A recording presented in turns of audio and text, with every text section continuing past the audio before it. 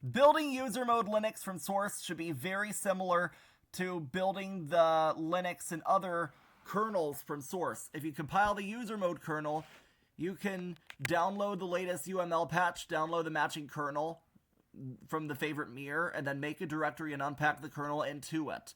So make the directory, change into the directory, and then tar xjvf, assuming, of course, that it's tar bz2.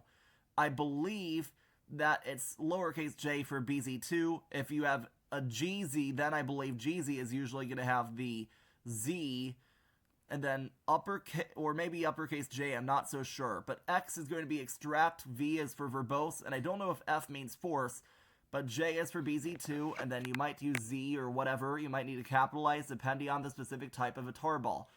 And then go into the Linux directory and apply the patch there, and then bzcat. Well, that's if you are on the bz2. You might use other tools for gzip and xzip. Feel free to tell me the tools in the comments for gzip and xzip for other videos, in case you are trying to do kernels with, instead of bzip2, do gzip or xzip, because I think bzip2 is actually older. And then you can apply, after applying, you can run your favorite configuration. Usually make xconfig and arch equals whatever. Xconfig is usually the most convenient. Config and menu config will work as well.